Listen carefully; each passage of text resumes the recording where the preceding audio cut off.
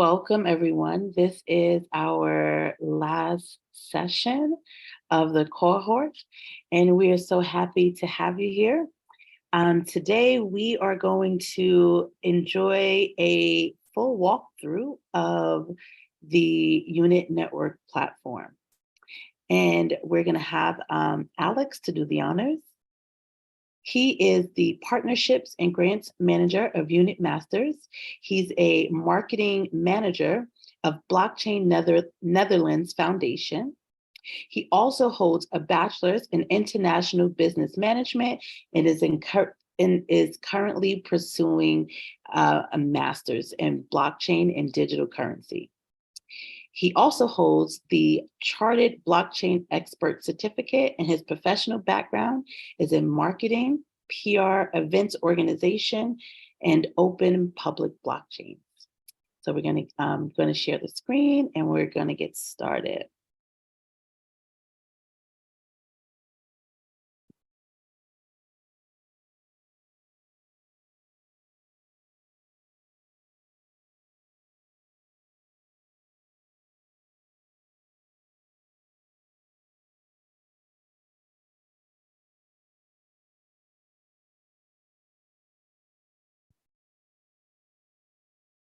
Please let me know if you can hear.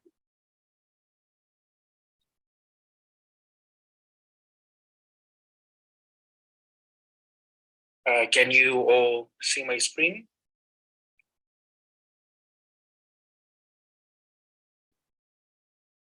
Yes. Okay, wonderful. Before we start, I will go on Lunch Up, of course. Then I'll have to put in email and password, but has everyone here created a Units Network account? There is, how do you call it? There is a raise hand, how do you call it, figure there. Can everyone who does not have an account raise their hand? Lona doesn't have one. Akama, could you send her a link? No, Lona stopped raising her hand. So I suppose everyone has an account, right? Otherwise, please unmute yourself and say you do not have it in case you do not know how to raise the hand, because it's also hidden within the functions of Zoom. Let's wait a few seconds. Okay, so I would assume that everyone has created their own accounts. So let me enter one of my own. Okay, wonderful. So as you can see here, this is probably, you've seen it already. This is basically the, how do you call it?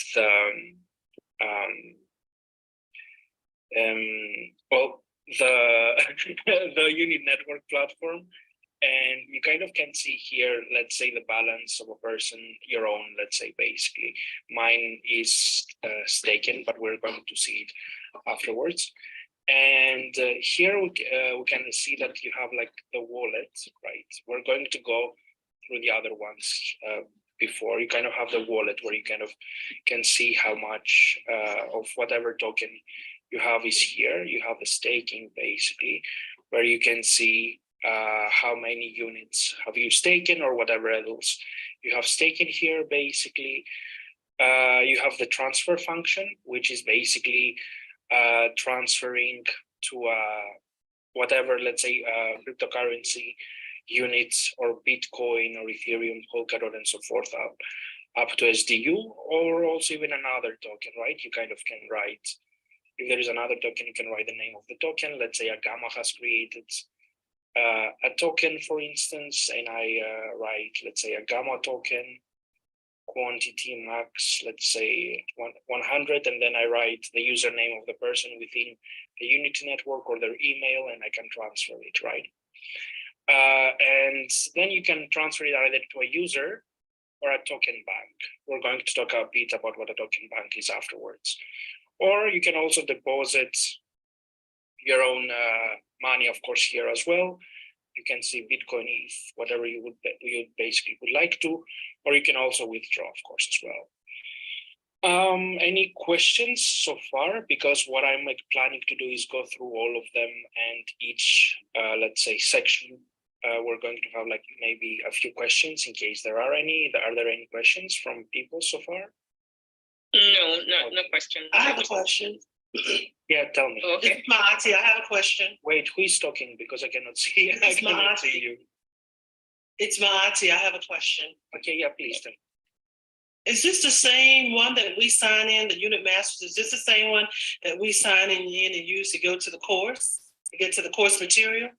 Or is this something different? No, this is a bit different. Oh, then you do not have.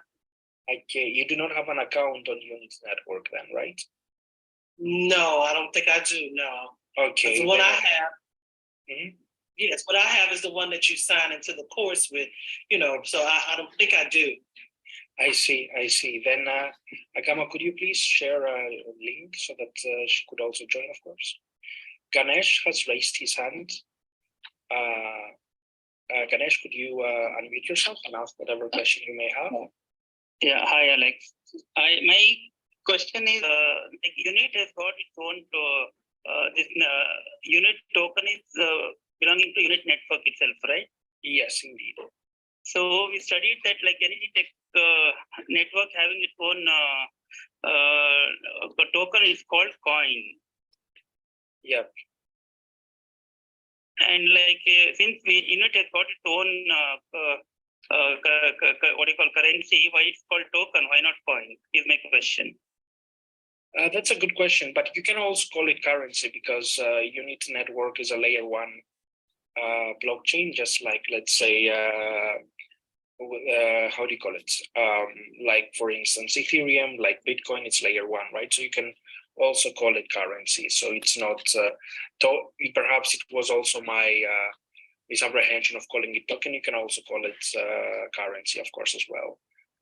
Does that answer the question? No, it should be called coin, is not my question. Shouldn't it be called coin instead of token? I mean, that's a good question. So how it basically works is that you can call, so normally when you have a layer 1 blockchain, right? Let's say like Bitcoin, like Ethereum, you kind of have, you call, let's say ETH, you call Bitcoin, you call them currencies, right?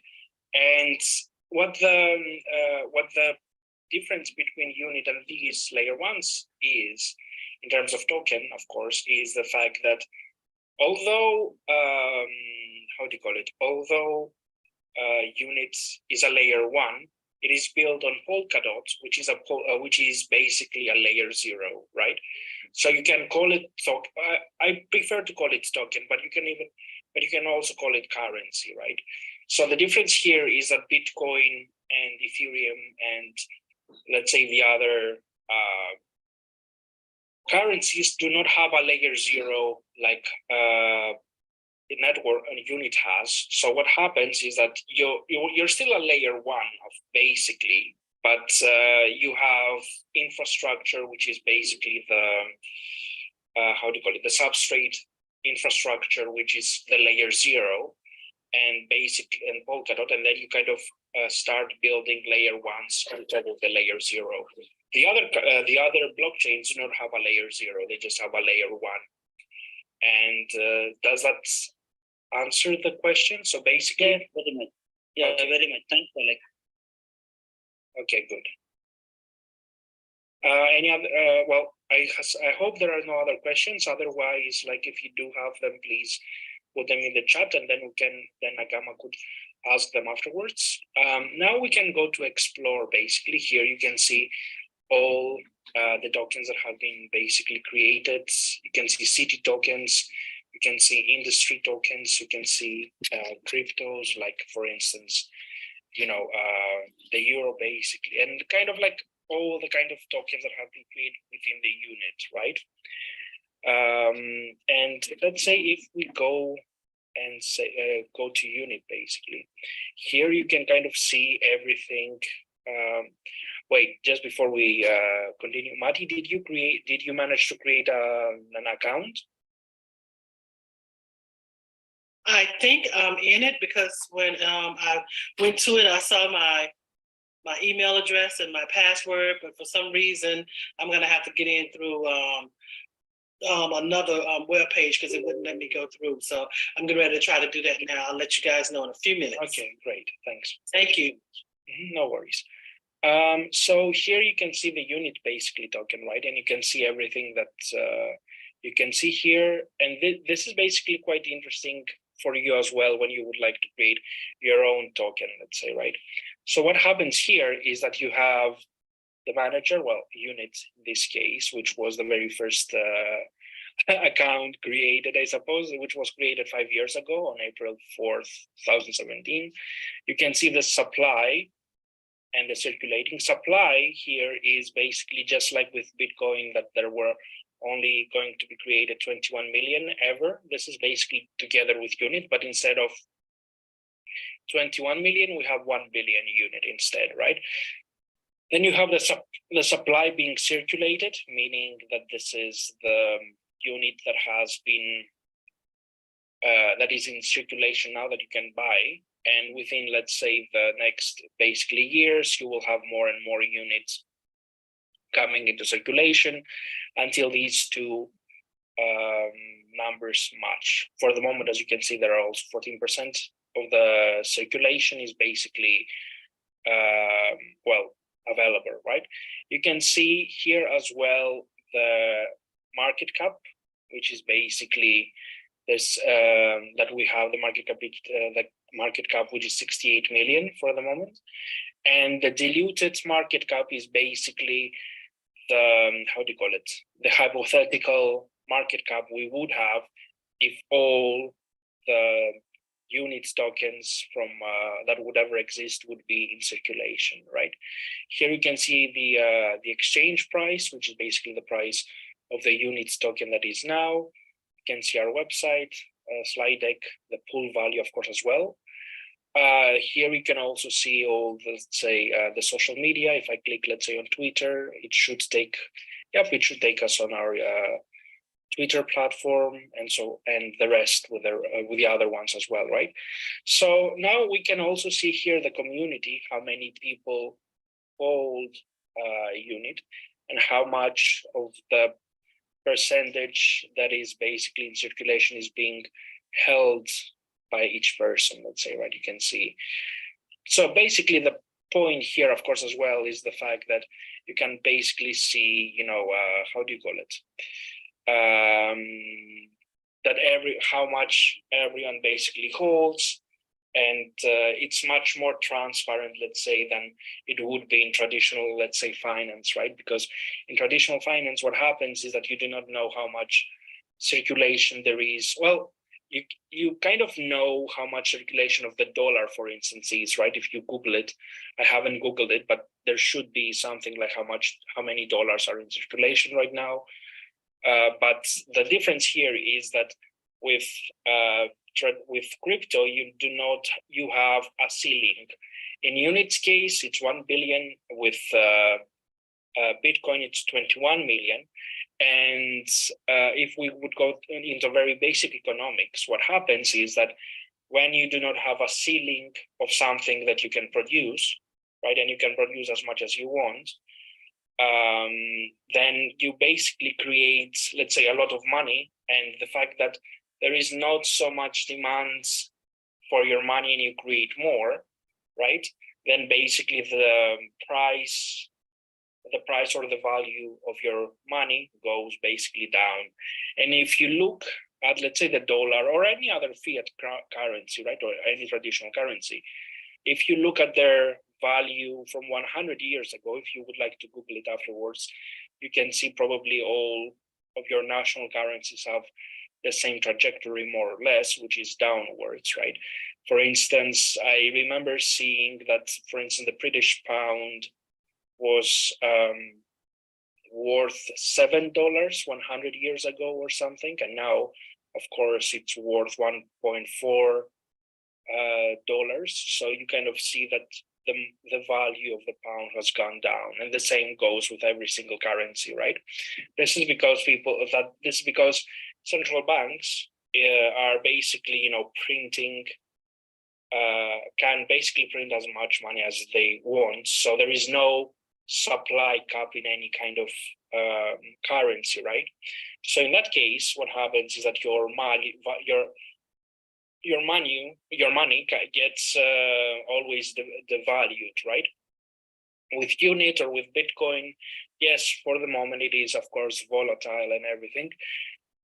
But the idea is, of course, that as more people, let's say, immigrate from the old system to the younger system, to the newer system, the price would go up until, let's say, all the money in the world has immigrated there, and then the how do you call it? The price would stabilize, let's say, right?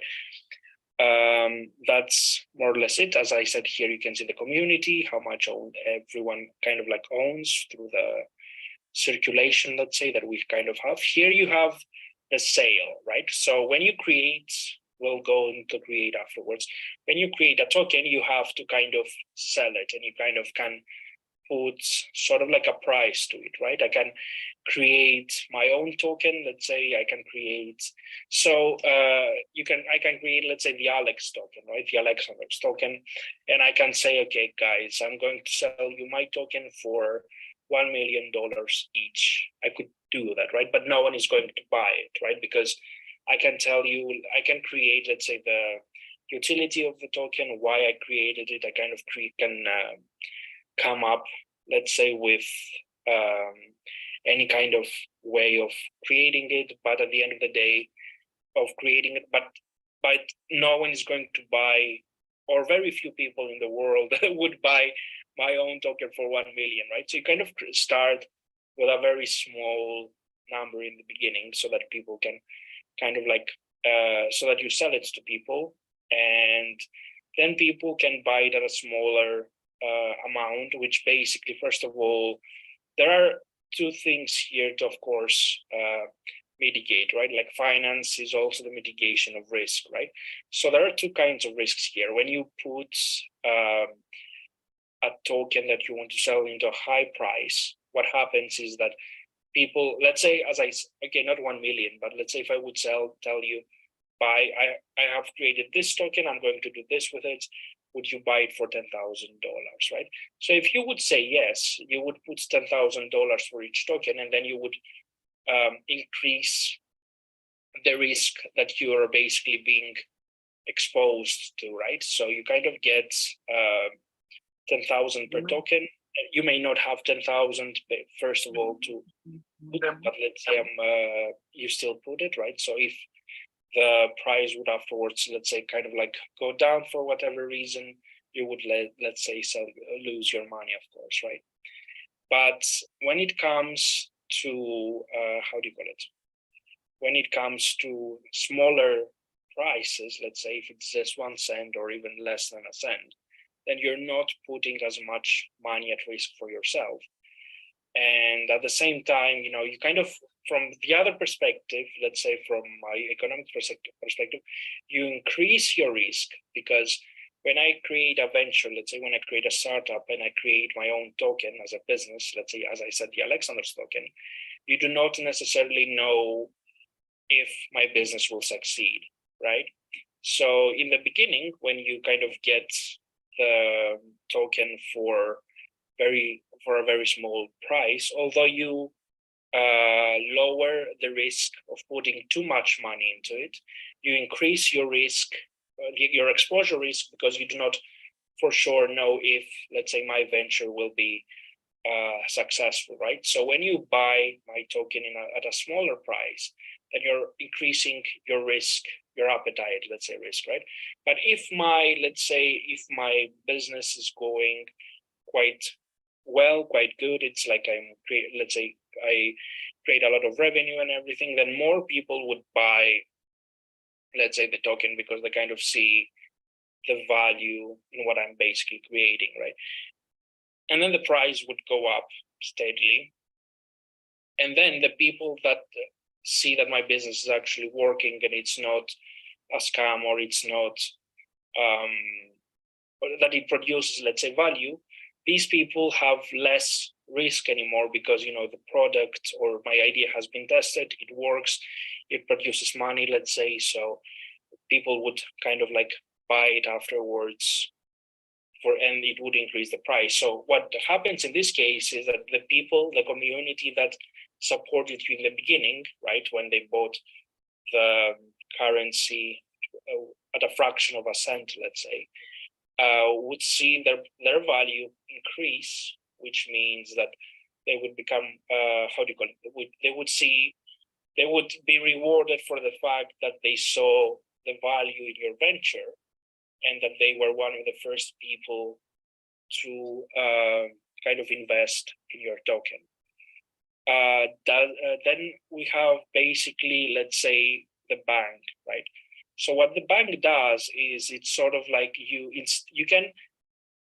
have, let's say, in Unit's case, let's say you have 1 billion tokens, right? You can kind of,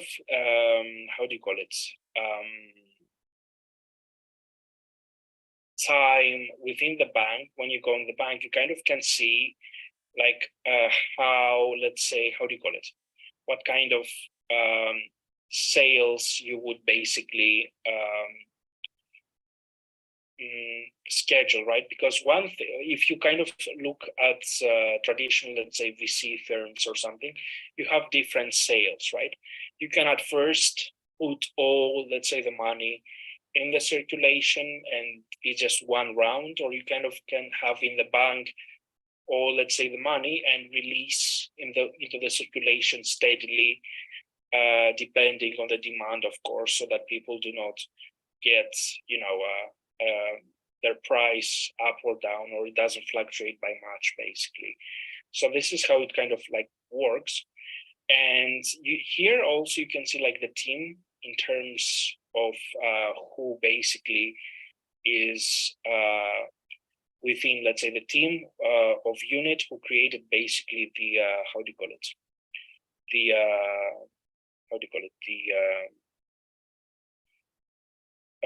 the project from the very beginning. Basically, you can see their holdings as well. So everything is transparent.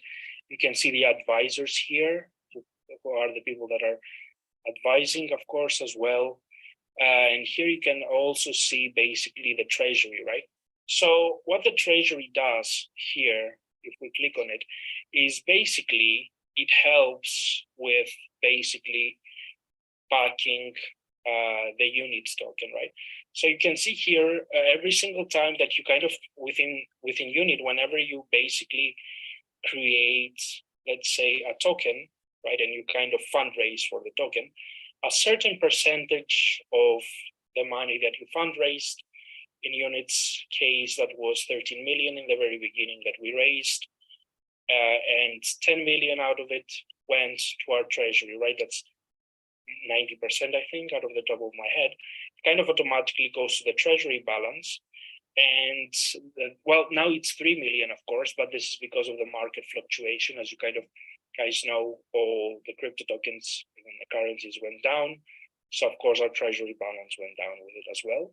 And this is because our, let's say, treasury is backed by cryptocurrencies, right? Like the Unit token is also backed by cryptocurrencies. And you can see this, basically the treasury balance. If you add the value of all of this together, it should, I think, give you the same treasury balance here as well, right? Because everything that we have here is backed by these cryptocurrencies, as you can see: ADA, BNB, Bitcoin, Polkadot, Ethereum, Matic, Solana, and USD. The U, basically what it means is that because Bitcoin has its own blockchain, but in order to take Bitcoin and transfer it to our own blockchain, we have to, at least for the moment, wrap it, right? So the U stands for Bitcoin, wrapped Bitcoin, basically. Yep, that's basically here. And here you can still see the whole, let's say, supply and all of this. And you also kind of see the lowest price here, right?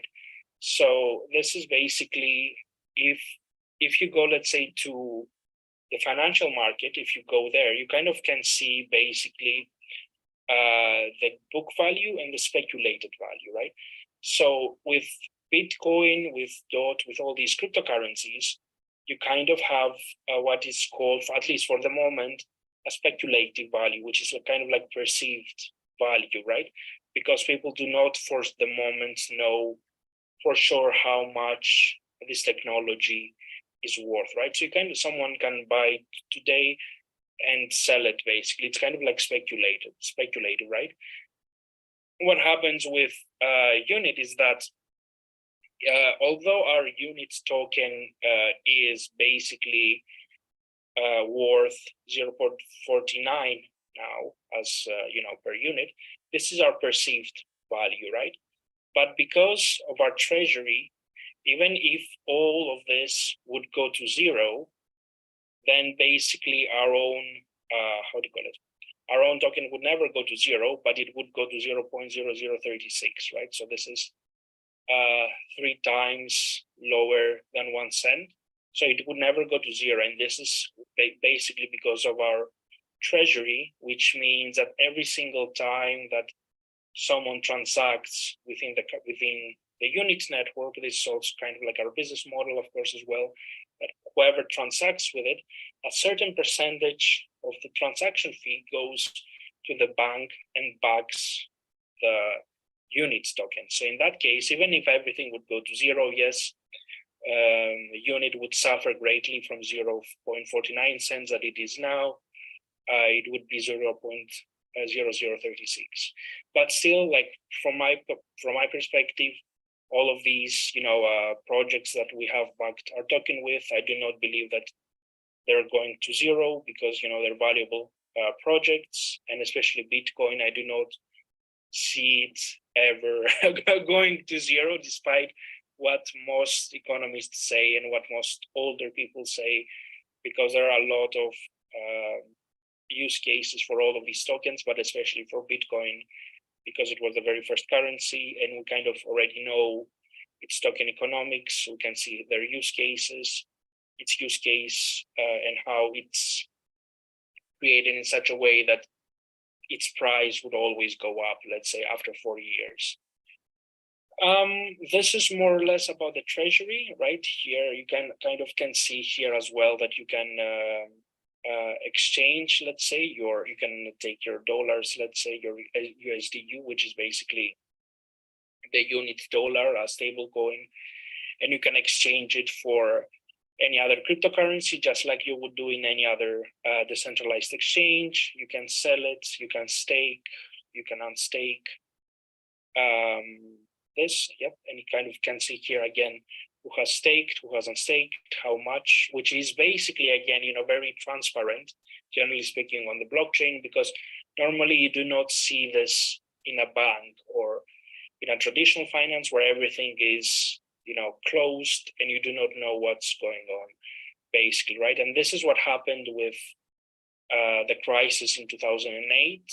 If anyone remembers it to you, if anyone remembers, because what happened was that there was a lot of debt in the system, right? And no one foresaw it because everything is closed.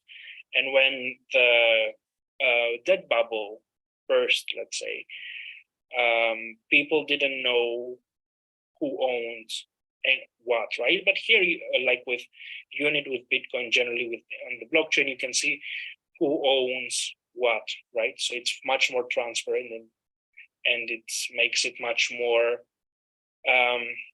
much less prone to corruption. Yes, you still have, let's say, SBF, Sam Bankman-Fried, and everything that happened with FTX, let's say, of course, and other scammers in the past, and you will still have scammers in the future as well, since it's a very new industry. But what happens is that all these scammers are centralized businesses, let's say, right? In a decentralized blockchain like Bitcoin or anything, there is no one for you to scam because it's transparent and not controlled basically by anyone. So this is, oh yeah, we also have to go on community. Here you kind of can see, you can create polls, let's say, as a DAO. Let's say if you would like to ask your community questions or anything, or if they would like to make proposals as to changes in the, let's say in the DAO or in the business or anything else, kind of can create proposals and everything. But this is, of course, still at it's very nascent stage. This is like we're still working, of course, on the platform. It's still how do you call it? It's still not 100% decentralized, since we haven't finished working on it, right? Because you have to always start centralized. Also, Satoshi started centralized because someone has to start working on the business, and once it's ready, like Bitcoin was, then you kind of throw it out and see if people would be interested in something like Bitcoin or unit, of course, right? But here you can see, of course, the polls that we kind of said. You can also see here contests that you kind of can create, let's say, if someone will, which is sort of like small jobs, right? Like this is just examples, right? Like 100 meter sprint. But let's say this one is these two are good examples. Let's say if someone would like to create or design a UI or UX, or create a logo for someone, or I don't know, code something or write something or anything, basically, you kind of can create, let's say, a contest. You can write a new contest here and create it, of course. And this kind of helps with, how do you call it? Well, it's sort of like a job post, but it's more like as a freelancer kind of thing. You start with a small task, you create it, and here you can see the prize that you get. If you create a logo for someone, then they would give you, let's say, 100 unit in this case, right? So you can create your own here as well. And this is basically if you would create your own token, you would have the very same features, of course, as well, for people to do all this stuff, right? Then you have events here and new events, of course, as well. If you would like to create, this is, let's say, as an example, World Unit Forum, 5 October, you can click and see the, how do you call it? When location online, if it was not online, it would say something like Elm Street 11, London or something, just coming up with addresses out of my mind for the moment, right? Then you have status, like whether it's active or not. You can see the date, of course, as well, and everything here. You can also apply as a speaker if that's a function that you can turn on or not. You can attend, you can add it to your calendar, of course, and everything. You can see what are the people that are attending it. Well, in this case, of course, the, how do you call it? The event was on October 5th, 2021, but this is, of course, just an example for you to kind of have a visualization as well. And you can basically see also the, how do you call it? The program here, session 1, session 2, which room it would be, let's say, who would be the speaker, and these kinds of things, of course, as well. And the topic, here you see Ethereum, past, present, and the future, Russian crypto scene, GBYU, and also the speaker here. You can see all of these different topics, basically, and how it would basically work. But well, basically just like an event, right? Like you have a schedule for. Then you kind of can create groups within each, let's say, how do you call it?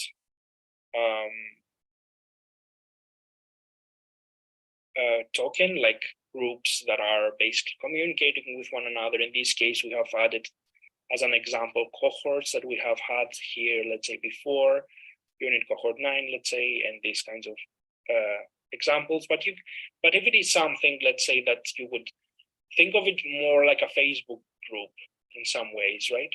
Where you kind of have people together and among that are together for a cause. Let's say if it would be to rent some places. Let's say if you live in London and you have people, something like renting in London, and people could click on here, people from London or moving to London, click on it and see basically the people there, their posts and everything basically. Then you kind of have news within your community, within your own community, stories, all of these things, right? You can also have papers. Let's say if someone would like to do any research, whether it is on your own token or any other token, currency, or blockchain, or it doesn't necessarily need to be blockchain specific. It can be on something that is about literature, if people are more interested within your community on this, or any other paper, let's say. So this is more or less in terms of each token, right? How kind of the interface looks like. And when you create a token, what people can do within these tokens, what you can also offer to the people that are buying your own token. Are there any questions so far? And also let me check a little bit the time. We have 15 minutes, so I have to to be a bit more now. So yes, but let's say we have 3 minutes. If there are any questions, like one or two, and then yes, we can go to the other ones. There are a couple of questions here. Okay, I'll just pick them one after the other. Okay, so I'm scrolling up. Mm-hmm. Okay, so Lona wants to know if any tokens created on the unit network show up on your dashboard, right, even when not in circulation. So she wants to know if any tokens created on the unit network shows up here, even Yes, when not in circulation. It's on Explore. You see Michael, who was speaking yesterday, he created his own token. If I create my own token, it should also appear here. You can write the name, let's say Michael, yep, and it comes up, right? If I want to write, I don't know, Joe, there is a Joe token, you see. So, so it basically, whenever you create a token, it's you see you have hotel industry token, arts industry token. So whenever you create one, it should come up here, and you can write its name, and it should come up basically. Awesome. Okay. Another question here is: bank and treasury the same? That's from Ganesh. Ganesh wants to know if banks and treasury mean the same thing. Not really. Not really. It's a good question, but the difference between a bank. Wait, do you mean a bank within the units? Yeah. Cosmos, or like a traditional bank? Ganesh, maybe you can tell us specifically which of the banks you were referring to. Okay, he says units. The bank on units. Yes, so the bank with the unit, it's more about announcing the sale of your token, right? So let's say you have, you say something like my token will have, just like Bitcoin, 21 million in circulation, right? So one of the things that you can do is you sell 1 million, you within the bank, what you do is you create 1 million, you create this 21 million, let's say, and the first sale would be 1 million, right? So people buy it for a fraction of a cent or so, let's say, right? Then the second, for the second route, you would use the bank to add 1 million more into the circulation, basically, right? So that's what the bank does. The treasury, on the other hand, is automatically a certain percentage of, let's say, the transactions within the unit network that happen go into the treasury. It's 0.5% that goes there for each transaction, right? So if, let's say, you would send me $1 in units token, 0.5% of it, that would be half cents, would basically go into the unit treasury in order to back the unit token, and that's done automatically. So that's the two differences between them. I hope this answers the question that you had. Okay. So let's another continue question here. because let's continue, I hope. And then I hope we have like maybe 5 more minutes or so to, how do you call it? To go through everything, of course, through questions, of course, as well. Then in create, of course, you can create your own token. You can write, I don't know, let's say Polkadot2 and create it. So you kind of see here kind of like the supply or so, right? But this is still in, how do you call it? We're still, as I said, working on it and everything. So you kind of can see that it's not entirely, let's say, how do you call it? Perfect, but we're still working on it. And you kind of can see here again that I'm the manager. This is, well, philosopher CEO is my, is kind of like the, how do you call it? The ID that I gave just when I registered here, when it was created, and so forth. And you can, as you can see here, you have the sale, the bank, the treasury, and everything, of course, as well.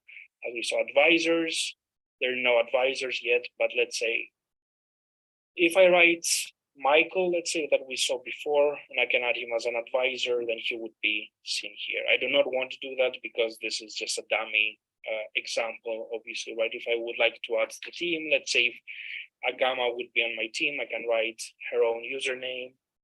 And you can kind of see also sort of like their token quantity here, cliff period and vest period. This means that as a team member, you kind of also get rewarded into tokens, right? So you kind of write Agama, let's say, of course, I do not know her username, maybe it's Agama or anything, is just an example. I can write that her token quantity would be 10. It's right in the chat. And so forth, yes, indeed. And well, I do not want to add you here because then, you know, you, how do you call it? You would be like, you would be reflected there, but it's just a dummy text, right? But then you can just click add team basically, and I would add Agama. Here, cliff period and vest period means that each, like, let's say the cliff period is how many months each token would be given to Agama, right? So instead of giving her all the 10 tokens immediately, because, you know, I can give to someone 100 tokens within the team, and I'm not sure if they will remain within the team, right? Maybe someone, I'm going to give them 100 tokens, they will take them, sell them, and go home, right? So then I'm liable for damage, and the person just got for 100 tokens richer, right? So cliff periods and vest period ensures that instead of giving every single token at the same time, that there are certain months or years, right? If you write 36 months, this is months, but 3 years, obviously, right? So this basically ensures that people, how do you call it? Get, let's say, this many tokens within, let's say, these many months. Let's say each month or each 36 months, Agama would get a certain percentage of the 10 tokens, maybe 2 tokens. And then this is basically also the vest period after, let's say, 36 months with 2 tokens. That would basically mean that in 36 months, 150 months, I suppose, then, right, she would get all the tokens which she could then basically sell. So this is basically an insurance that if someone would come and become a team member, so that they do not get all the tokens up front and sell them and leave the team, right? This comes, well, we do not have much time. We have still 10 minutes. I also want to go through questions and everything. So if you go to Vols here, you kind of see, you kind of can choose whatever, let's say, how do you call it? Token or currency you would like to. You kind of can see here the Vols basically that the unit, like generally like unit has, which is basically sort of like the treasury that we kind of have, that there is basically, of course, as well. Here you go to profile. That's of course your own profile. can go also on settings and instead of philosopher CEO, I can write something else. It was just a username when they asked me, when I was asked, so I added the first thing that came to my mind. And then I regretted it because I'm like, I hope I can still change it at some point. But then you kind of can have an invite link here as well, which is basically you can use this link to invite your friends into the units token economy so that they can create their own token or basically how do you call it, participate in the economy of your own basically token. And every single time, let's say that you invite someone, let's say, you also get 0.5% of the transactions as a reward for you of that person, that the person does basically into your own unit basically wallet. That's more or less it. Here you have the invite link, of course. If they have an email, you use an email basically instead. That's more or less it. We still have 8 minutes. Maybe we can dedicate them to questions instead. Are there any questions? Yes. So Lona wants to know. Lona wants to know, how do we figure the amount to fundraise for a token? And also, is there a tried and true formula one could use to figure that out? That's a good And question. lastly, does the type of token impact the amount one would fundraise? Okay, that's good questions. So firstly, there is no formula that I'm aware of, but it's more like, okay, let's say you have your own economy or your own business that you would like to start, or your own DAO, right? What are, let's say, the costs perhaps also that you would need in order to, how do you call it, to start this business? Think of it a bit like in traditional businesses, let's say, right? When you start a business, maybe you would need an office, right? Or maybe not. You can maybe have a co-working space in the beginning because you don't know how much money you will be making. So it's better to cut your costs down, of course, as well. Or maybe you do not even need a co-working space. Maybe you can give your own, depending, of course, on each country's laws. Maybe you can give your own house's address as your business address in the beginning and change it afterwards once you, how do you call it, once you become a bit bigger, right? So, but let's take the office example. So let's say you need $1,000 per month for the office space, right? Then you need perhaps employees, you need furniture for the office, you need all these kinds of things, right? So you kind of come up with how much you would need basically in terms of making this happen and what your running costs would be. And then you can create basically, with the token, basically, once you sell it, you kind of can use also then the money to, how do you call it, to build the business basically, right? So that's more or less how it kind of works, right? So you have to kind of like figure it out yourself in terms of what you would like to do, what are the costs and so forth. And Agama, what was the second question, if I may ask? Because I didn't hear it well. Okay, does the type of token impact the amount one would fundraise? Well, it depends on what you mean, because if it is a stable coin, of course, yes, because then each coin is $1 or one of whatever currency you're using, right? Maybe it is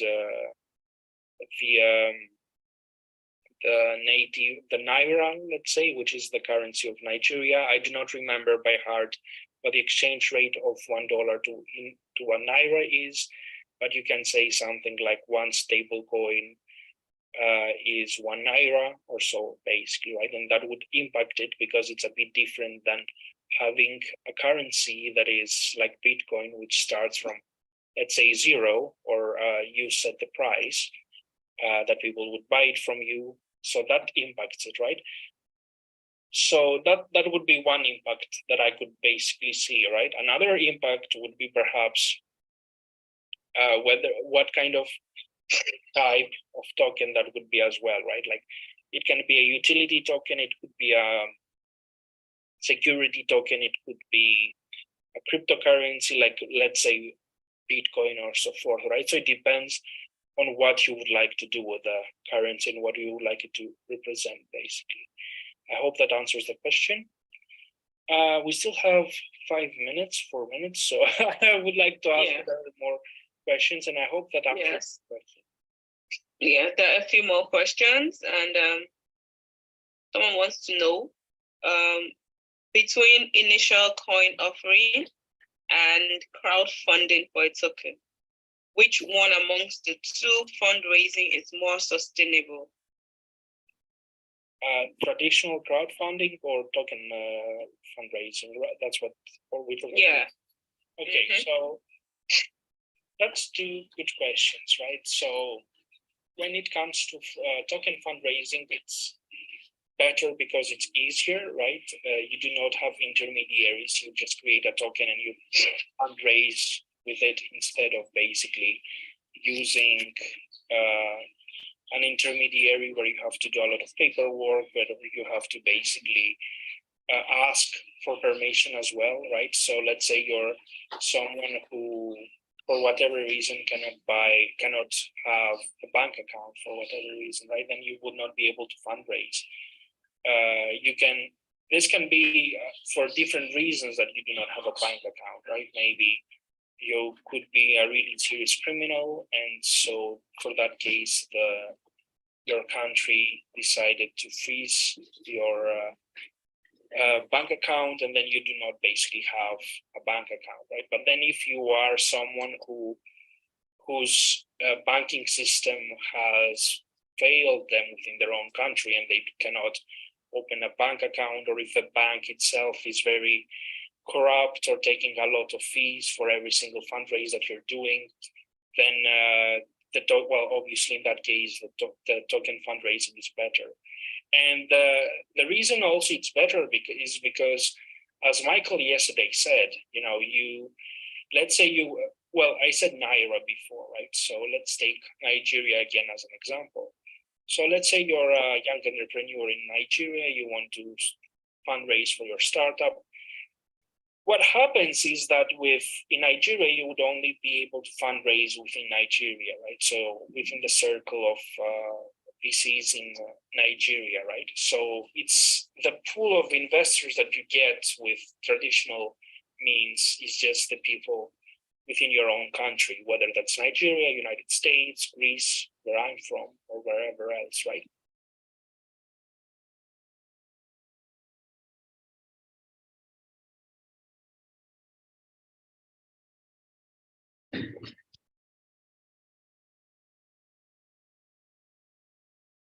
Hello, everyone. So our final session for cohort 16 has come to an end. We are excited for our graduation ceremony. And our graduation ceremony is next week, Thursday at 11 a.m. So it's the same time and place. And so we will have one more opportunity to be together at the graduation. And I'm not sure if someone else that is on would like to share anything about your time in this cohort. I'm not sure if either of you are available to speak. If you can unmute yourself. Okay. And I'll just say this has been very helpful, very informative, has really shed light on what I thought blockchain was and what I didn't know it was. So I really do appreciate it. Thank you. And I look forward to continuing in other cohorts. Absolutely. All right. Thank you so much for sharing. Is it Raquel? It's Raquel. Raquel, okay. Yeah, thank you so much for that beautiful share. We're so happy to all the students that participated and showed up week after week. So 12 o'clock. Many students take the cohort again. So we hope to see you next cohort. And we hope to see everyone next week, Thursday, 11 a.m. Eastern Standard Time, which I believe is 3 p.m. UTC. Thank you so much. Have a great weekend, and we'll see you at the graduation.